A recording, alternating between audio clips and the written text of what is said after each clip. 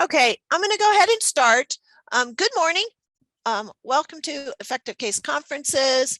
If you have any questions, go ahead and put them in the chat as we go through, and I will stop periodically and answer them. So, or if you can't hear me, or if something else goes wrong, just give me a shout out on the chat, and we will start.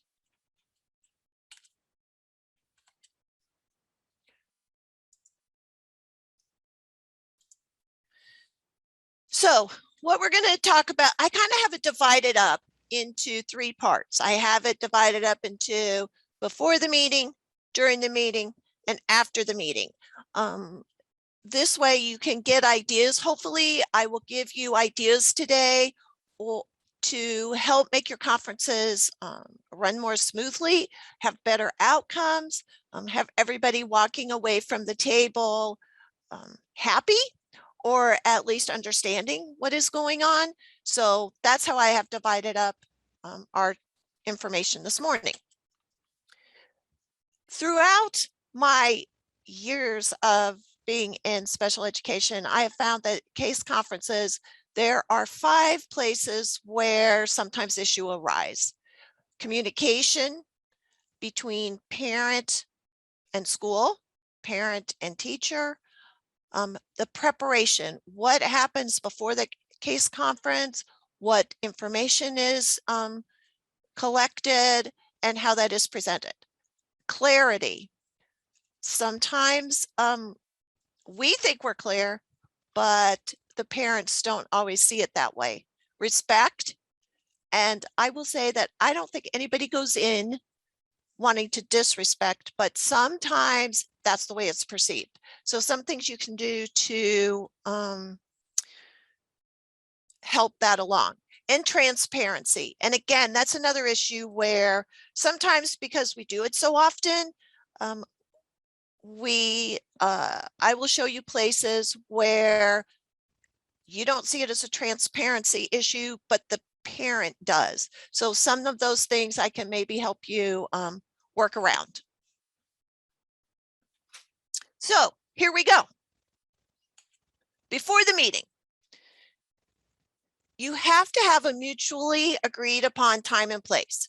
Now, I know that we are not going to have parents coming at 6 o'clock at night. You can't have teachers staying till 6 o'clock at night because a parent, that's when they get off work. So you have to think maybe sometimes outside the box.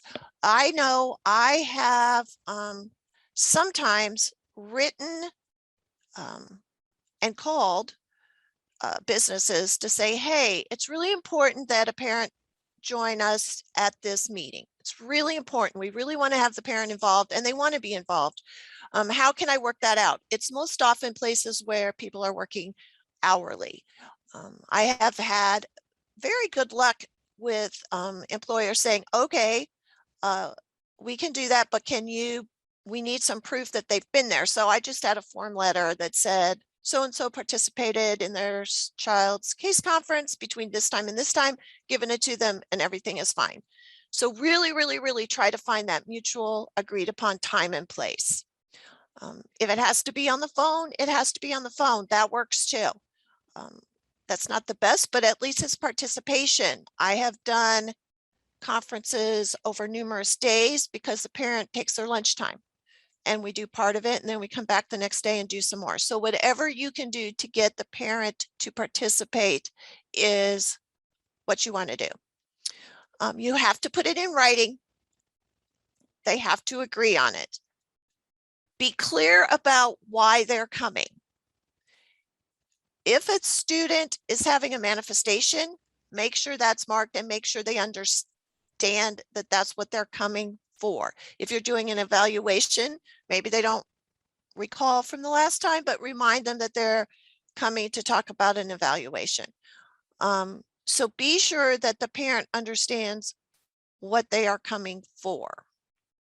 Sometimes I know if parents have had students home multiple times, they still might not understand what a manifestation is. So just having somebody that can call and clarify for a parent It's what you need to do. Now, make sure that all the legal participants are there.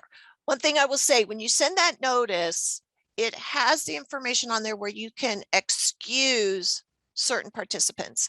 This really needs to be done before the conference, not when the parent is sitting at the table with the gen ed teacher sitting there or another participant sitting there and you're saying, is it okay if they leave early?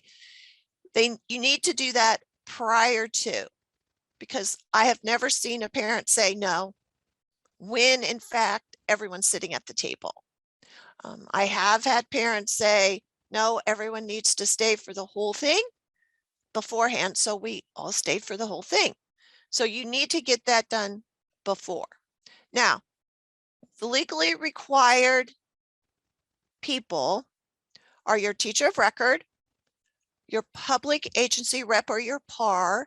That is the person that can offer resources. So anything that's going to involve money, extra people, anything like that, you have to be sure you have a PAR there, because the teacher of record does not want to be and should not be responsible for that. A general education teacher, the parent, and the student. The student, even though required, especially we like them to come at transition and forward, but until they're 18, a parent can opt for their student not to attend. At 18, the student then becomes in charge of their IEP and their education going forward. But until then, a parent can say, no, I don't want my child to attend.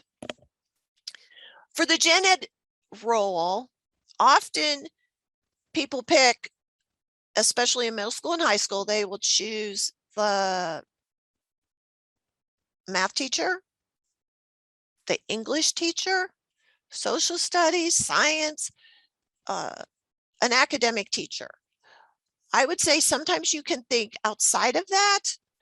And if you have a student, let's say, that has behaviors, but they love art, so they are always positive and get good results from art, have that person be your gen ed person, because it always helps to have somebody when you know you have a lot of things to talk about that are a struggle, but have that positive.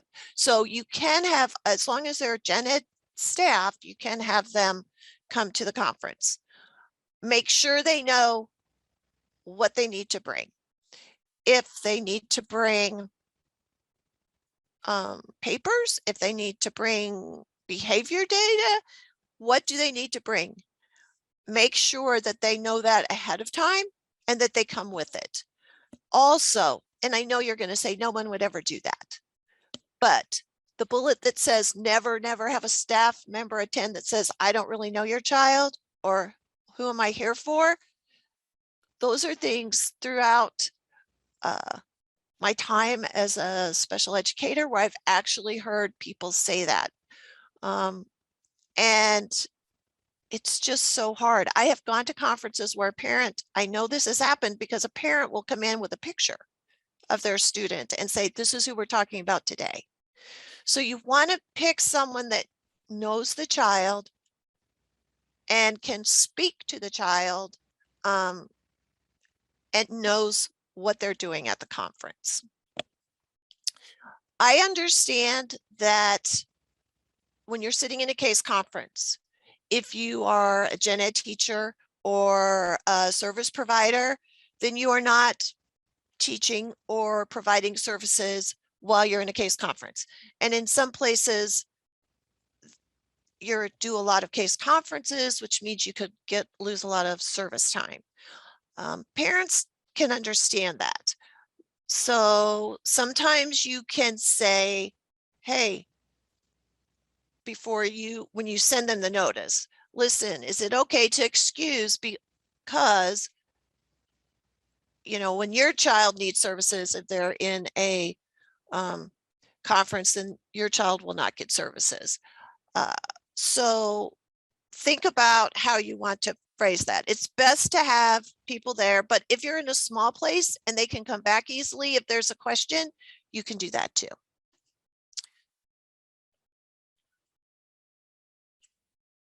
Now, you as a school have to let the parents know who you are bringing. You have to do that. You have to notify them of all the people that are coming to the conference. A parent does not have to tell you who they're bringing. So they might show up with the people that are here. The only, actually interpreters, if a parent is, has a English isn't their first language, or if they need somebody to sign, that is the school's responsibility to have those available, whether it's a person or a service. The school is responsible for the interpreters, but we all know that parents can come with grandma, grandpa, little kids, if they have little kids, other service providers, advocates. The only person on this list, lawyers, you can stop a case conference and say, let me go call my director. Because if a parent brings a lawyer, then the school 100% of the time is going to want to have a lawyer on their side. So the lawyer is the one person that you can say, hold on a minute, and then say, okay, if there's not a lawyer available, you would have to come up with another time or another place, another time and place to have the conference. So you need another date, but the lawyer is the only one. If they show up with an advocate, you just have to keep rolling. They show up with other service providers, a doctor, a therapist, counselor. You just have to keep rolling. Now, it is helpful if you know ahead of time, but you just have to kind of think of your space and have some alternatives in the back of your mind if you know that if more people show up. So it helps to have it ahead of time, but it doesn't always happen that way. So you just have to be aware of it and be able to kind of change to be able to include everybody at the table that shows up.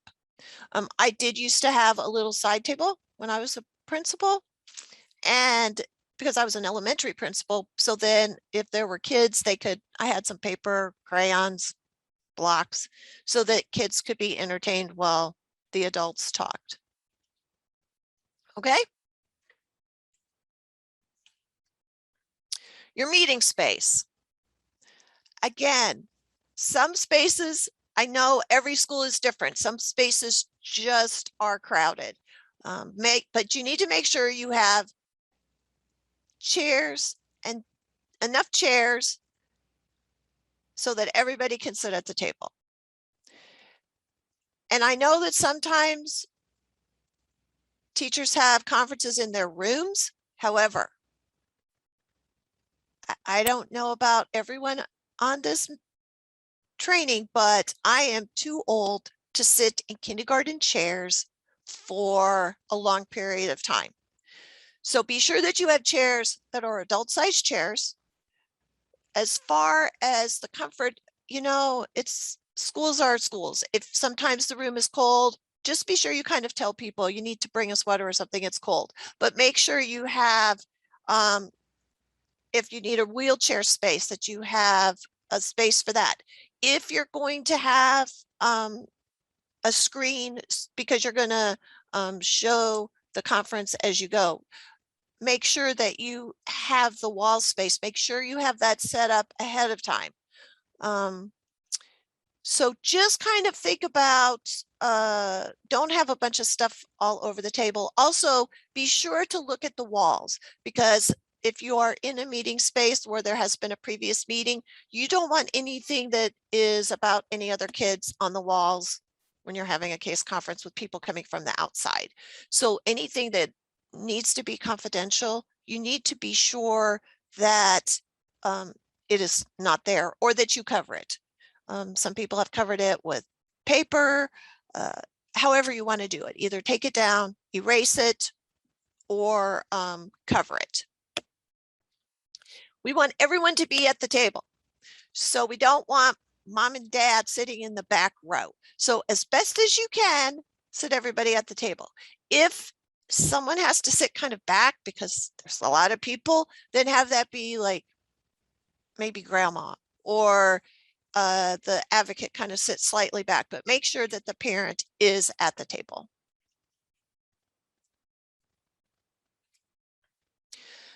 So the room arrangement. Now, I have never seen a round table yet when I have gone to case conferences. Most of the setups that I have are either going to be the U-shaped or the long one. And now, because people often are projecting, the U-shaped is the best. It's also really good for facilitated meetings because then everybody can see the person.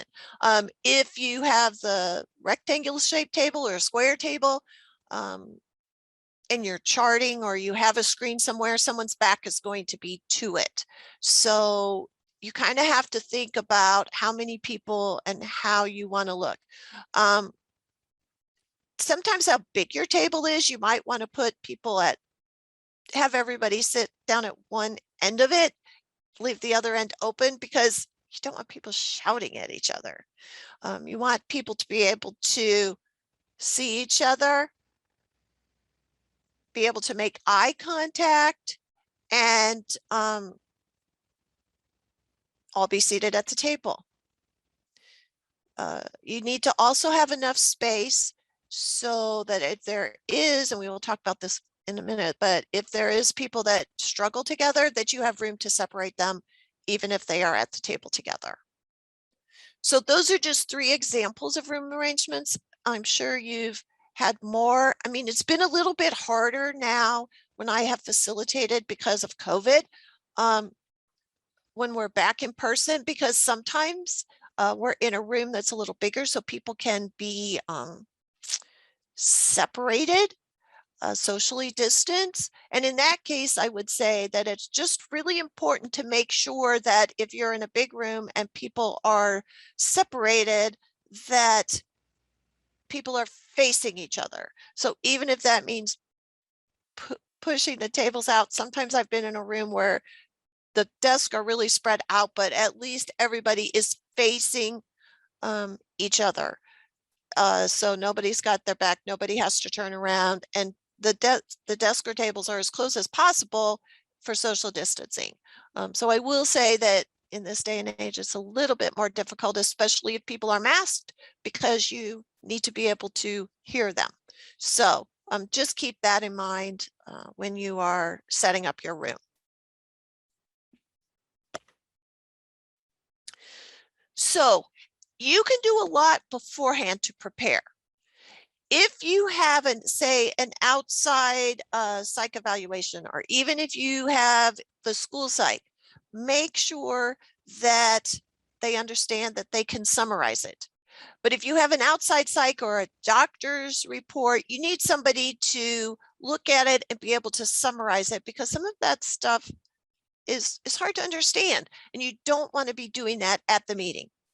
You want to have somebody to say, here's what this says. If, again, charts, graphs, any data that you need, you can draft an IEP, because it is hard to type and have the meeting at the same time. Many times there will be an extra person that is there that takes the notes. So they are actually doing the notes as you go through the IEP. This helps, because it is really difficult to be the one running the conference and trying to enter the information. It saves time if you have somebody else there to do that. You can draft an IEP as long as you let the parent know, and you can make copies that say draft, as long as you let them know that this is a draft. But your things like present levels, yes, put those in ahead of time, because those are your present levels. That is part of your IEP, so you can put those in. Your goals, if you want to suggest some goals, have them as a draft, knowing that they can change. Depending on what the committee decides, they can change. When you're doing your present levels, what I would say to teachers is put your present levels in. That's what you see. That's what you are seeing in the classroom. If a parent disagrees with your present levels, then I would say take their information and put it in the notes as this is what the parent sees, because it's not like either side is not giving information correctly. But we all know that everybody acts differently in different places, and especially with a student with a disability. So maybe a student with autism doesn't generalize from one setting to the other. So they may do something at school that they don't do at home and vice versa. But that's important information. So if a parent says that's not true, they don't do that, say, well, what do they do in your situation? And then put that in the notes as these are the present levels from the parent. And that just gives you information. And you can tell the parent that too, that this is information. So when they won't write a sentence, you can say, well, your teacher said you wrote 2 sentences at school. Can you show me? And you can do it both ways. So take that information and absolutely add it. Make sure also, especially for those of you that are elementary, when you're starting your IEP, if you have information in there from last year, take it out. It is saved in the, when you finalize an IEP, it saves it.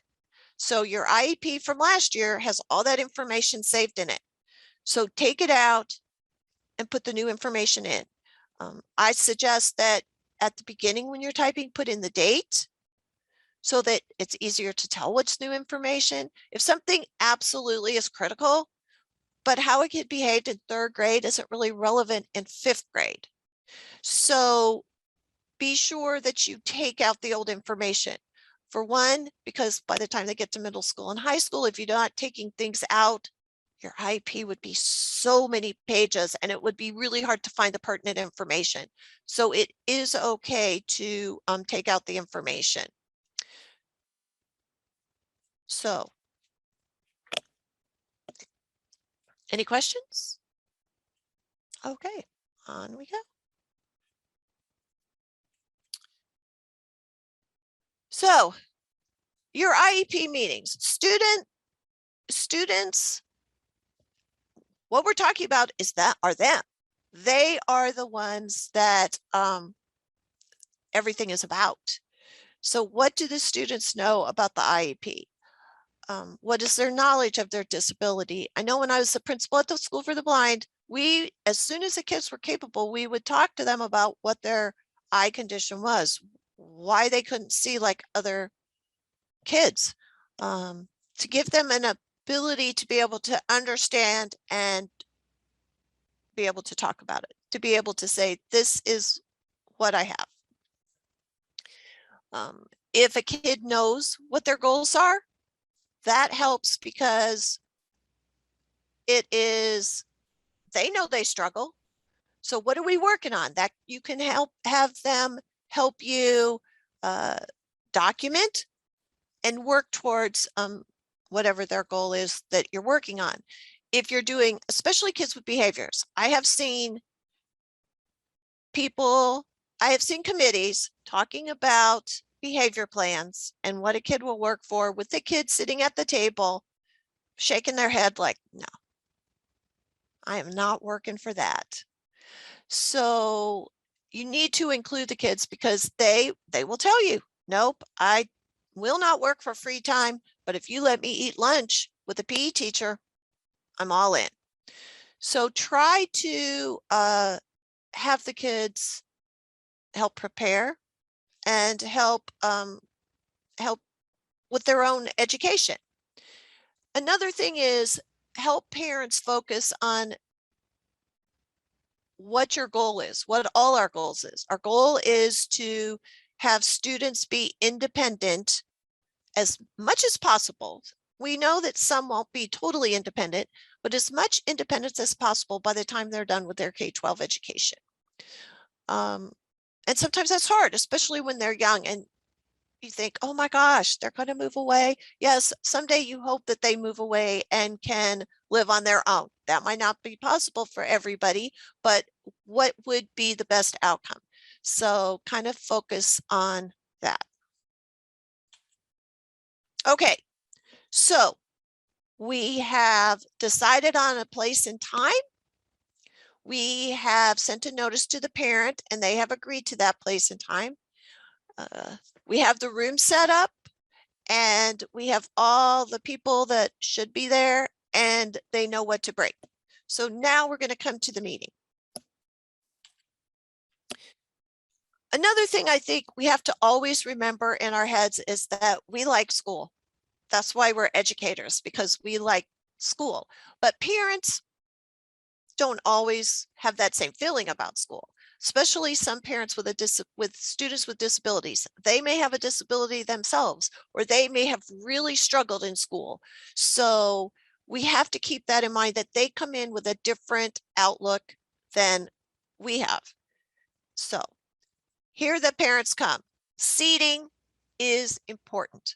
Again, like I talked when we were talking about the room arrangement, we were talking about who can see what, who sits next to who. Remember, you have to have some knowledge of the parents. Okay, if parents come, they're married, you want to sit them together. If a parent comes with an advocate, you want to sit them together. If a student comes in, unless they don't want to sit next to their parents, they need to be able to sit next to their parents. If you have parents that are divorced, not getting along, have significant others that they're bringing, but they're willing to come to the table, don't sit them next to each other. Sit them across from each other or on like different sides, just because you don't need to make it any more uncomfortable for them than it already is. You do not, if you have a square or rectangle table, you do not want to sit the parents at the end, because that means that everybody is always looking at the parents, and that puts the parents in a sort of uncomfortable situation. Everybody's head will turn and look at them, and it's like, okay, I'm not sure what to say. So just be sure that you are cognizant of how you seat people at the table. If you are going to project, you need to be sure the parent can see the projection. When I facilitate case conferences, I always make sure that the parent can see what I am charting. If the school has to turn around, the school has to turn around, but I always try to make sure that the parent can see. Make sure that everybody is sitting so people can talk to each other, because that's what we want to do. We want to be able to communicate. We want to make it friendly. We want to make it where everybody feels like they can have their voice heard. That's our goal.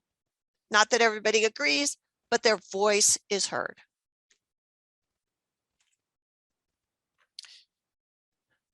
Be welcoming. Now, I know that every school cannot afford coffee, snacks, water, whatever it is. If you can, great.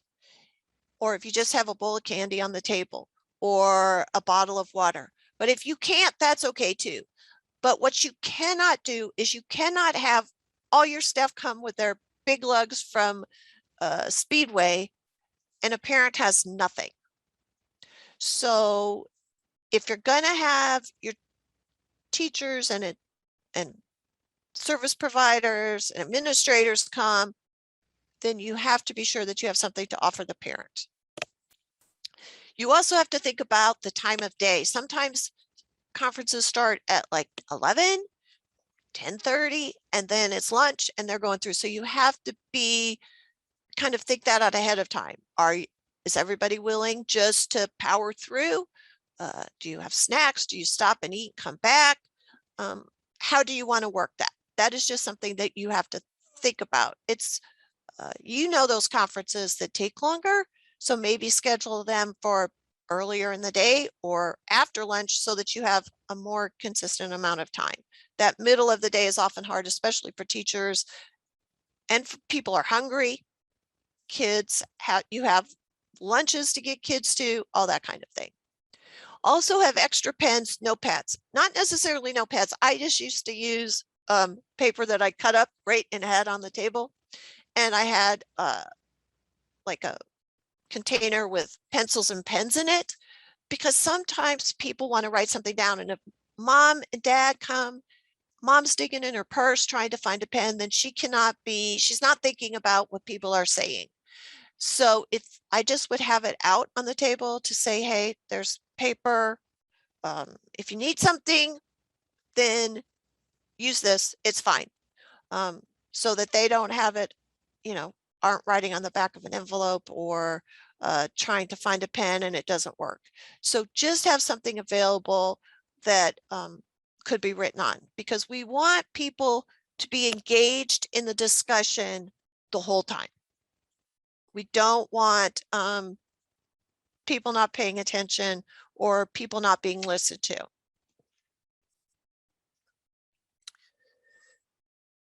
Have everybody introduce themselves. Now, this goes back to when we talked about who was there, and we talked about that the lawyers may come. If you go around at the beginning and ask each person to tell their name and the role that they are playing in that meeting. This way, if a person comes in, and I mean, you may not know who the parent brings, but if they come in and you say, everybody introduce themselves, if you don't ask them to say what their role is, a lawyer may not say, they'll tell you their name, but if you ask what their role is, they will say, well, I'm here as a lawyer. Then that's when you can say, okay, well, hold on, because we don't have a lawyer here, so I need to go and find out how to proceed. Also use the same level of formality. So this means that you don't want to be Mr. Mrs. Doctor and have the parent be Sue or Michael's mom. You need to have the same level, because if you have that formality different, then that puts you not on an equal footing with everybody else. So you, as whoever is running the case conference, can set that stage. Now, I will say you have to know who's coming, those of you that are running it, because if someone is doctor and they want to be called doctor, then that's the formality that you're going to have for everybody. You're going to have Dr., Mr., Mrs., Ms., whatever. So just make sure it's consistent. And if you need I usually don't need a timekeeper because that's a pretty easy thing to do, but as we talked about before, you could need a note taker, especially if you know it's going to be difficult or there is a lot of things to discuss, like maybe there's been an evaluation, or maybe you've done a functional behavior assessment and there's going to be a lot of discussion, or you know that mom has a lot of questions, then I would have a note taker taking the notes at the bottom of each page of the IEP program. This will allow the person that's running the case conference to be able to talk. So I would introduce them as a note taker, and they should just be able to kind of sit. I would usually have the note taker review the notes at the end of each page before I went on, just to be sure that the information is captured correctly.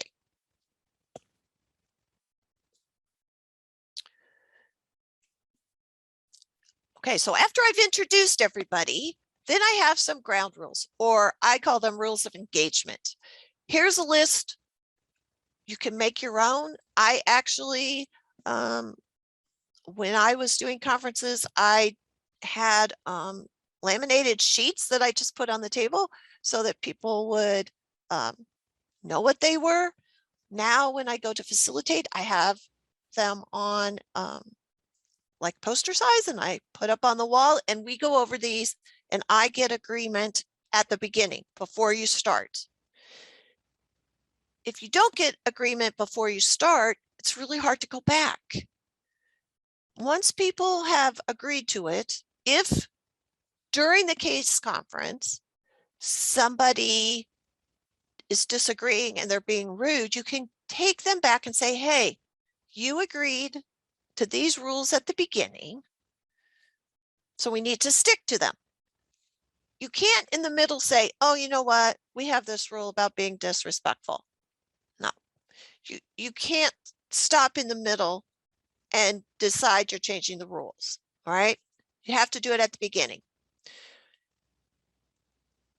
The one important thing about eliminating the sidebar conversation, I usually go over these pretty quickly at the beginning because they're pretty straightforward: listening, asking questions, sharing, but eliminating the sidebar conversations, because I always have a qualifier. It is okay to have a sidebar conversation, but you need to say, I need to have a sidebar conversation. And the rest, if it's a parent says, I want to talk to my advocate, okay, that's fine. We'll stop, and maybe the advocate and the parent will leave, or maybe the school staff will leave the room and say, okay, we'll take 5 minutes. Go ahead and have your sidebar. Or if the school needs to have a sidebar conversation, then that's okay to do. You just need to say it so that the meeting can stop, because otherwise, if you're talking, if a parent's talking and the school is having a sidebar conversation, the parent is gonna, as I would, not feel like they're being heard. So you need to be able to say, I need to stop and have the sidebar conversations. The other thing about the time limits is you kind of need to ask who has a time limit. So you can keep track of, okay, we've only gotten halfway through and we only have 15 minutes left. Can we power through, or do we need to set another time? So you leave some time at whatever the time limit is to make another meeting time. So that's what I would say. And you can add or delete any of these things. Do it to what you think is right, but just be sure that you have them all done at the beginning. Talk about them at the beginning and get agreement. Again, I go around, excuse me, and I get everybody to nod. Some people do a thumbs up.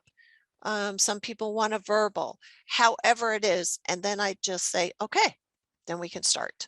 So really try hard to have some sort of rules of engagement to help you get through your case conferences.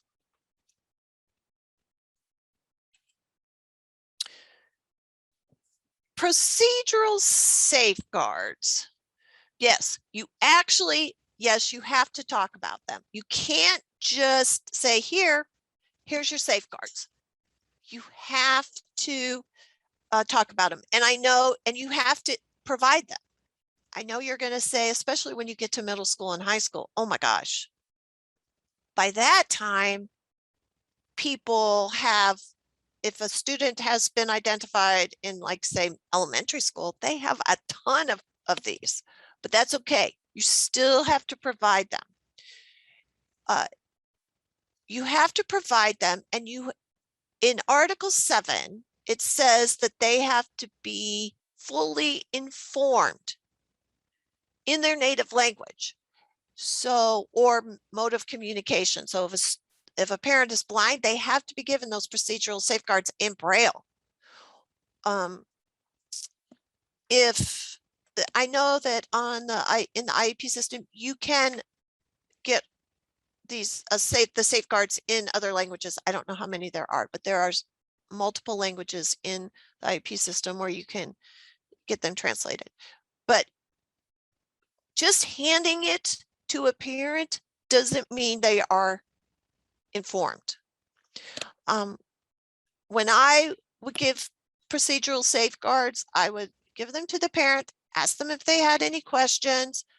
I had my little spiel about, this explains everything that we have to do, what you can do if you disagree. And then I would usually go to the back And on that back page of the safeguards, it has places where you can go to ask questions, a parent. It has like InSource, it has Department of Ed, it has those places where you can contact people. So I would go to the back and explain those different organizations and how they can help a parent if the parent needs help. So it's not just a matter of saying, here you go, do you have any questions? Now, you can hand them to the parent. If they leave them on the table, they leave them on the table, but you still have to provide them, right? Can't just give it to them and say, oh, have a good day. Indiana is fortunate in that we have online IEP, so it will keep you in compliance as long as you go through the whole process as it is at the bottom. Now, I will say, I know that, as you all know, that it does not print out the same way as it is at the bottom. So if you have given parents a draft, then be sure that you know what page you're on. So if a parent says, where are you? And I usually tell parents, okay, it isn't printed the same, because you don't want the parent to think you're skipping anything. So just be sure you kind of know how it goes. And it's this way for a reason. You have to go through the whole process because you have to talk about present levels. The present levels drives the goal. The goals drives the services. And I know there's stuff in between, but you have to talk about each section. I know that there are some sections that don't apply to elementary school. Elementary kids are not in transition, but there still is that transition information. There's information about whether you're an English language learner. There is information about testing, and kindergartners aren't doing standardized testing. So be sure that you talk about it all. Even just have your little elevator speech that says, okay, transition is when your student is in 14 and we're going to talk about what they want to be when they grow up, and we're going to give them some assessments. Have that speech. But because when a parent gets the IEP and they see none, they think maybe you just didn't talk about it. So what is that, and why didn't you talk about it? So if they know their student can speak English and English is their first language, don't skip over that. Say English is your first language. So we're going to say we don't have to put anything here. So just be sure that you talk about each thing, even if it doesn't apply to the student that you are having the meeting about. So obviously you're going to talk about some sections more than others, but don't ignore those places where you're not going to talk about it, because it does show up and a parent will question it.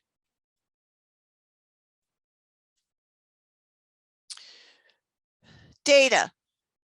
You need to have data, not opinions.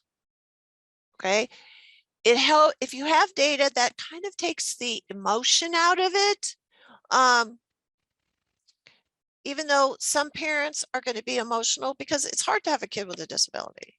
So you can't gloss over it to try to make the parent feel better, but you need to have clear data. You need to have it. Well, just no opinions. If a teacher says a student is lazy, that isn't helpful. It isn't helpful to say this child is a pleasure to have in class. That isn't helpful. That doesn't tell me anything. Okay, so they're a pleasure to have in class. Why do they have an IEP? What are their goals? Where do they struggle to access the curriculum? It also gives you a clear picture of this is where they struggle. If a student is in third grade and can't decode, these are the words this is how many words, they should be able to decode. This is how many they do. What does that mean we need to do to help this student better at decoding? So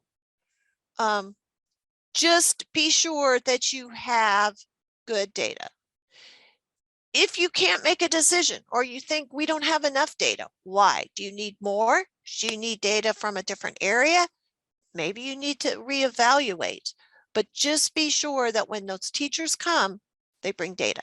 Now, you don't have to make it up.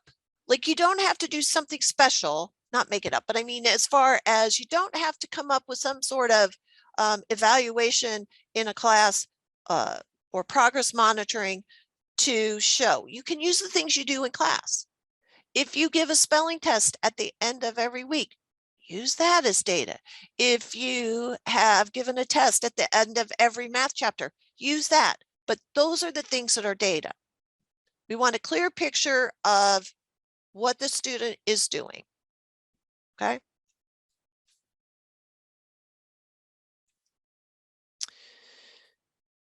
Choose your words carefully. One thing we are really, really, really, really bad at is acronyms. FAPE, LRE, LEAs, so many. Parents, they don't know what those all are. So really, really watch those acronyms and jargon, that education talk that we do. Try to be sure that parents understand what you're talking about. Be respectful. Again, describe the student's performance rather than your opinions. A student, again, I've gone to so many where they say the student is a pleasure to have in class. That doesn't tell me anything. You like them. What do they do? What can they do? What can they not do? Not just what they can do, but what can they not do? Where do they struggle? Make sure it's current and descriptive. Sometimes what I would do, especially if I needed information from gen ed teachers, I had a little survey, and I would say, tell me this, how many homework assignments have they turned in? What topic are you talking about now? What does that entail? Where do they struggle? Where do they exceed? Try to find as much of that kind of data as you can. Sometimes we go in and to a conference and it just seems like everything is so negative. I mean, nobody wants to go to a meeting and not hear anything good about their child. So you don't want to be not just as far as behaviors, but now your child can't read. They're never going to be able to read. They're never going to be able to do this. They're never going to be able to do that. So you don't want to mislead. But again, you have to figure out a way not to try to make the negatives a positive. So for example, I would have students at the blind school that because their finger strength wasn't strong enough, they were never going to be able to read Braille or use a Braille writer. Their hands just would not allow for the fine motor and differentiation that you have to do to be able to read Braille and use a Braille writer. Braille writers are really hard to press on. But I would say, yes, that's a negative. But however, your child is very good. I mean, they remember the stuff you tell them. They are auditory learners. And now we have technology where they can listen and talk and get their information out that way. So they may never be able to do that Brailing, but they are going to be able to participate in a class and learn the information and be able to tell you what they know. So it is a balancing act because you, like I said, you don't want to give misinformation, but you want to try to be as positive as you can. And again, if you have a student that had behaviors in 3rd grade and now they're an 8th grader, that doesn't need to be in an IEP. Hopefully they've matured a little bit, or their misbehaviors are different than they were in 3rd grade. So be sure that you have current and descriptive information.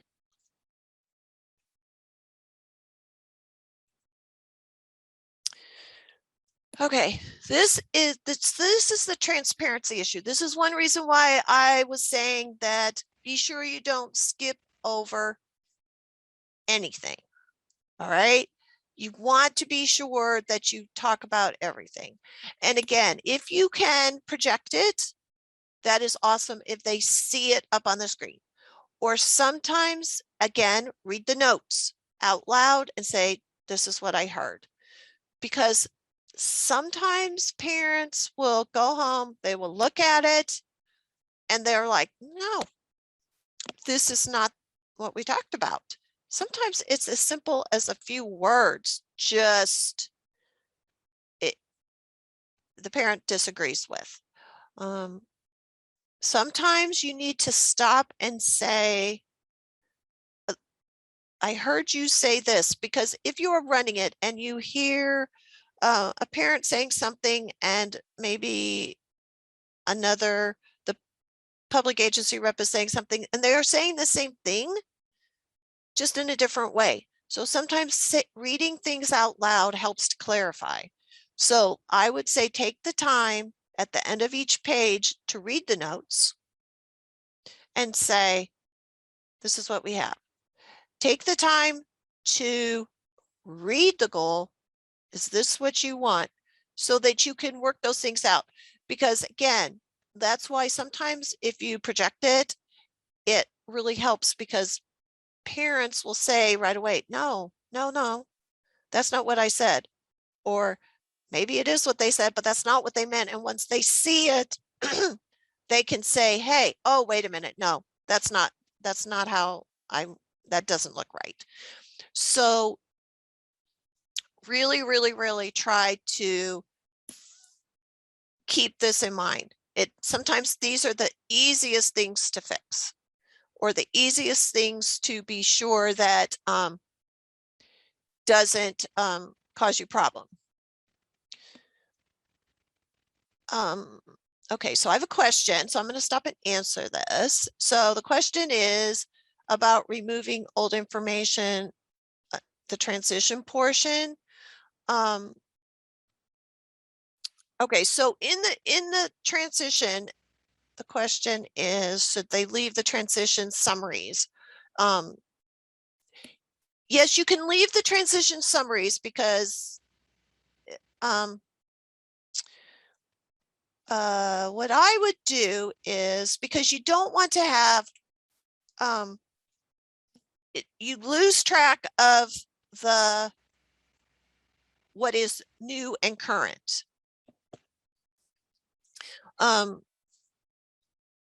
But if you look at your old information in your transition, right, and if they've mastered, if there's things they still need to work on, I would leave those. But you still want to keep the newest things, because they are saved in the old ones. So I would just make each one different. You have them. You just don't need them all in that same space. So you still have the transition summary from 9th grade or 8th grade, right? So when you're in 9th grade, put new information. When you're in 10th grade, put new. You still have that other information.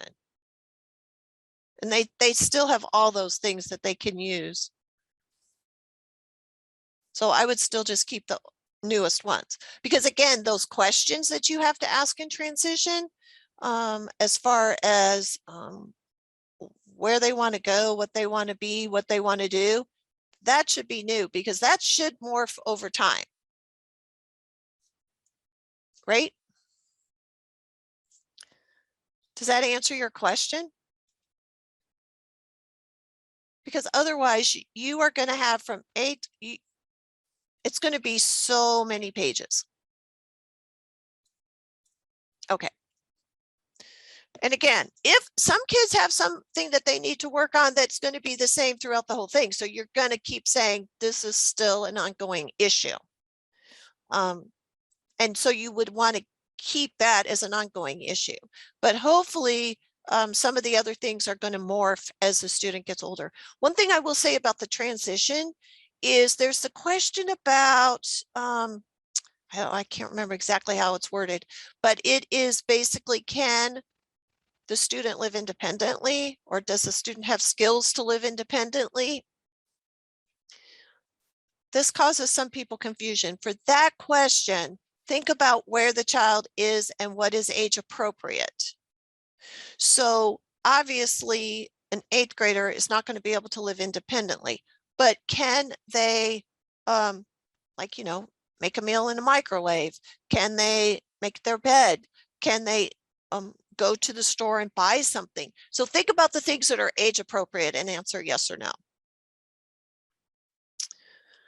So again, sometimes a parent, it's just so you think, what do you mean we didn't say something? So again, make sure you answer all or talk about every single section, even if it's just a quick blurb.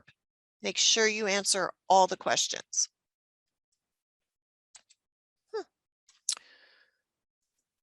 Why isn't it going? Oh, there we go.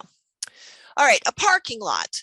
Now, here again, you can figure out your own way to do this. A parking lot is what you need when somebody asks a question it's not time for. For instance, if you're talking about present levels and all of a sudden people are talking about, well, we need to talk about where the student is going to get these services. No, you haven't talked about goals yet. That question will come later. So you need somewhere to write that down so it's not forgotten. That's one reason why mom's digging in her purse to try to write it down. Because, or if you don't have a way to write it down, then the person that asked the question has the question, they're trying to remember it, and they can't even begin to think about what the conversation is. Now, you can do this in different ways.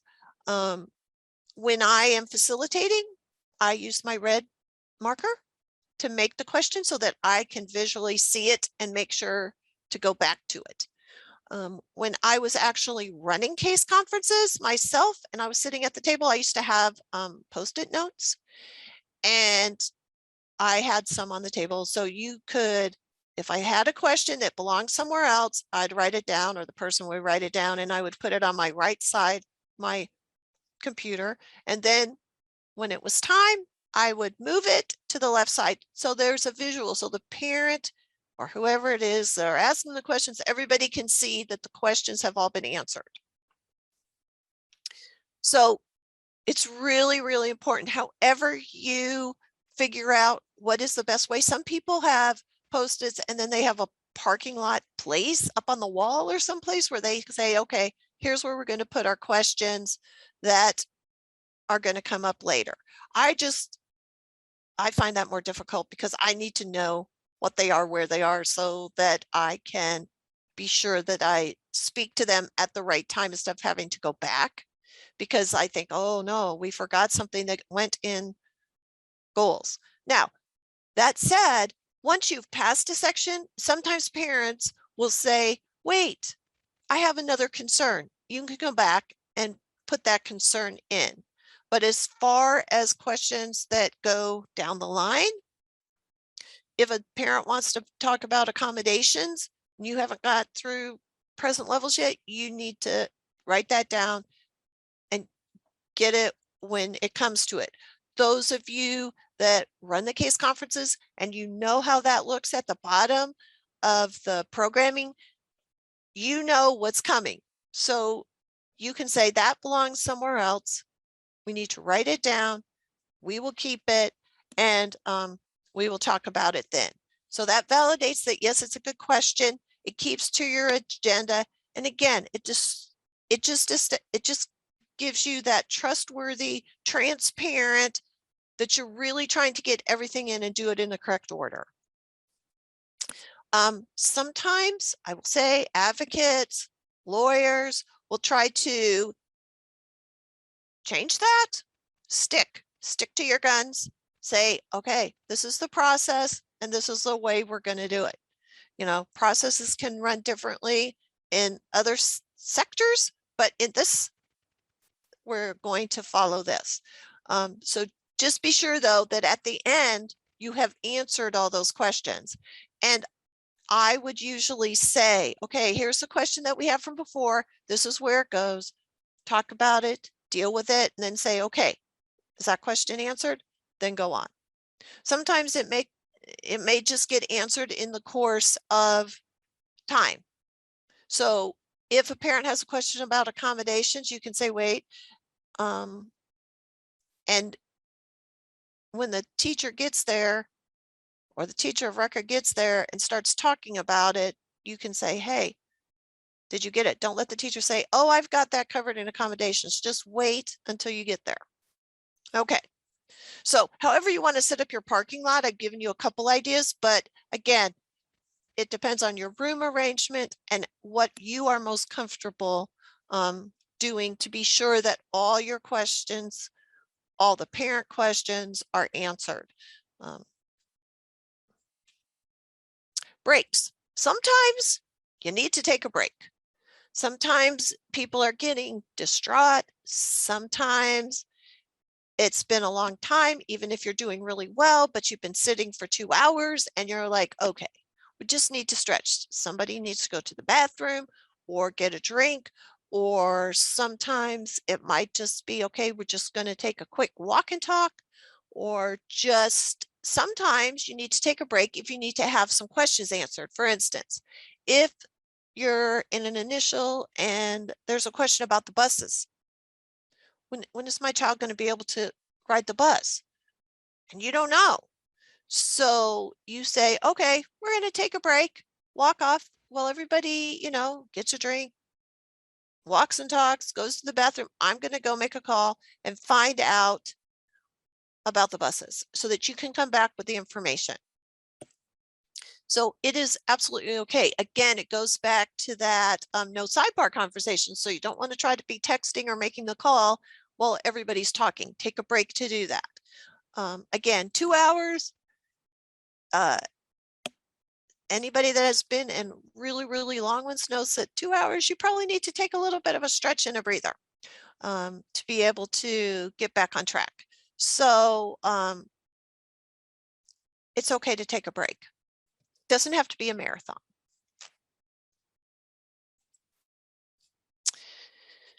Okay, so what I would say is make sure that everybody participates. Do not ever assume that silence means agreement. If mom stops talking, that doesn't mean she's happy. That doesn't mean that she agrees with everything. So find a way to ask for agreement. Say, hey, you haven't said anything for a while. Is there something that is bothering you, something you don't like, something that you wish could be different or that you don't understand, whatever. So check for agreement. Again, I would usually, because of the way the system is set up, this is really easy to do because you have to go to the bottom of the page and click that save and continue. So this is the time where you can say, okay, before we go on, this is the things like a quick review. These are my notes. Read them verbatim. Say, everybody good? And, you can look around. You can tell if somebody is not good, you can ask why. You don't want a parent to feel threatened.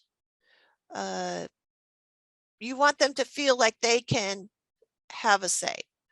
So you want to go back to your ground rules to be able to say, okay, we need to be able to speak freely and respectfully and go not have any questions unanswered. So just find a way to get participation from all participants. Parents often will say, well, I don't ever feel heard. So be sure that you're getting input from the parent. That doesn't mean you have to agree with them, or it doesn't have to mean you have to say, okay, we'll be glad to do that. No, but you can have the discussion. If a parent wants the teacher to send home a note every single day and the student is in 10th grade, is there another way to get the information? Can you suggest, seems like pretty much every school now has some sort of online way where parents can get in to see what their student is doing. And you can talk about independence. The student has to be responsible for some things, and this is how often a parent is going to get information, or the parent can always ask through a portal. Just try to get, at least you will know what the parent is having difficulties with.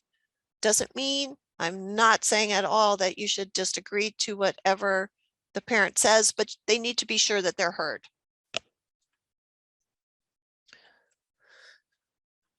Okay. The other thing is, I would say, also watch your body language, because we all know this. Roll your eyes, sigh, be careful. Just be really careful about that. So when you're starting to wrap up, something really, really important that I have seen derail a case conference multiple times, and that is, especially with behavior plans. I have seen excellent behavior plans, excellent goals, but nobody, the right people aren't told. So a behavior plan is only as good as the fidelity of the behavior plan. And the only reason to have fidelity, well, the only way to have fidelity is for everybody that needs to follow through. So if you have a great plan, but nobody tells the secretary at the front desk what to do, if no one tells the lunch lady that when Johnny doesn't make eye contact, it's okay, and to just tell them to have a good day and move on, it's a problem. So, and it's a problem that the student isn't responsible for. So at the end of your conference, be sure that anything that has to be done, somebody is going to do it, and you say that out loud. So if it's a behavior plan, then you need to say, okay, who's going to be responsible for telling all the service providers? Who's going to be responsible for telling all the teachers that this student touches? Who's responsible for telling the bus driver? Who's responsible for doing those other things that need to be told in order to make it work with fidelity? So, yes, everyone absolutely needs to know what the plan is. Plans, those are things that are the fault of the adults, not the fault of the student. And trust me, a student will find the weakest link, and every time. So be sure that everybody knows. Review the work. If anything needs to be done, if needs to be signatures, if there needs to be some evaluation, just be sure that everybody knows what's happening. If a student is there, make sure the student knows what their responsibilities are. Okay. If you need to come back because you've decided on doing some more evaluating, make sure that is clear and that everybody knows what the timetable for that is. Yeah, make sure you know, and make sure you give those people a job, because I have seen the best behavior plans go awry because people weren't told. So make sure that at the end of the meeting, everybody knows. So yes, as Jessica says, make sure the team has a plan to execute the plan and everyone knows what they're going to do. And like I said, that includes the student. Oftentimes the other thing is I will notice that students they're there, but not always participating. So make sure the student knows what their part of the action plan is. Okay, so we've made it through the pre-conference. We've made it through the conference. Does anybody have a question about those two things?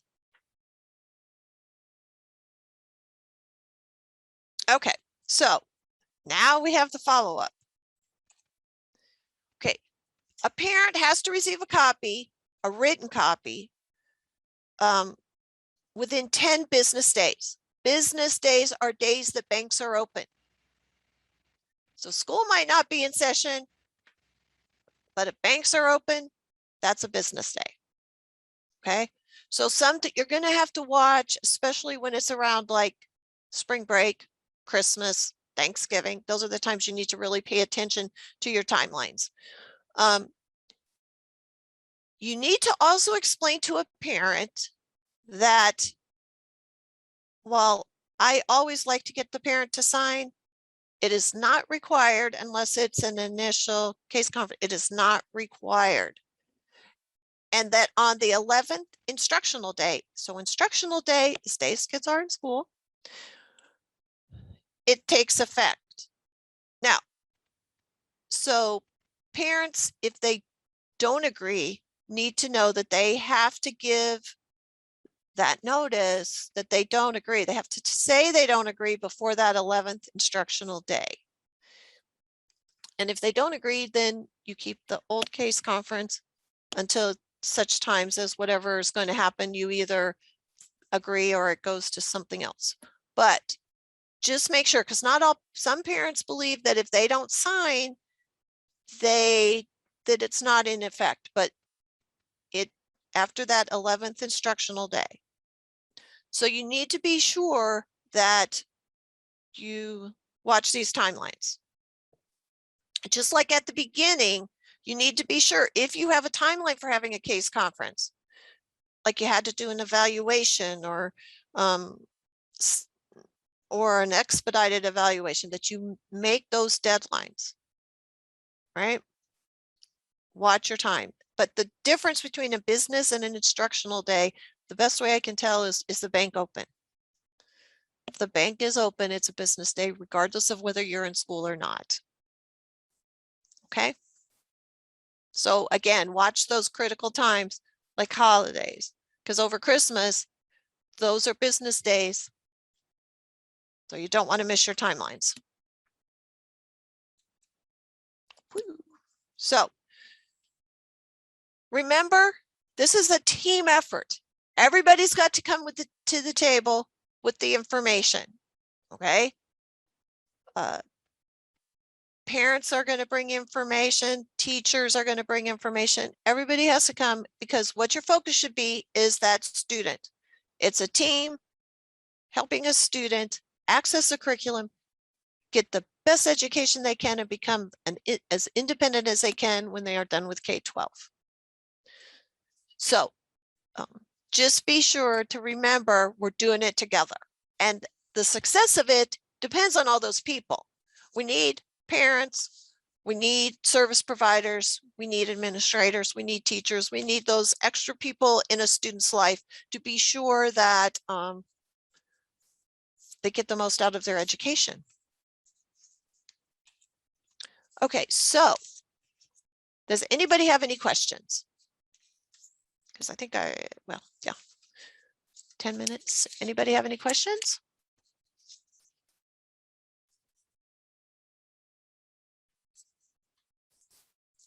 About anything? Okay, well, if there are no questions, there are two links here. One is to the eval, if you would be kind enough to go to that and evaluate the session today. And the other is if you would like other training, You can always go to the IPRC link and sign up for other sessions. This is me. If you have any questions about this topic, or if you have questions about facilitated IEPs, when we do facilitated IEPs, we do have a request form, and to have us facilitate, both parent and school has to agree to it. So the request form has a place for both parties to sign, because we aren't going to surprise one party or the other. We are neutral. So if you need that, you can find it on our website, or you can contact me and I would be glad to help you with that. So this is me.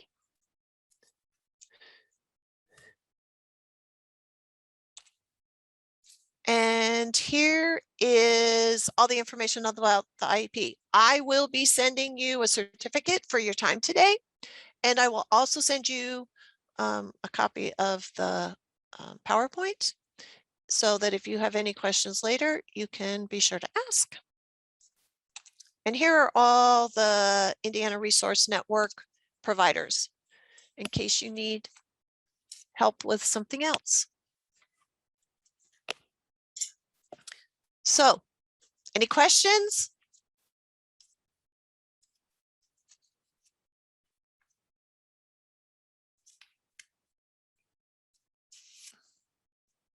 All right, well, if nobody has any questions, then just enjoy the rest of your day.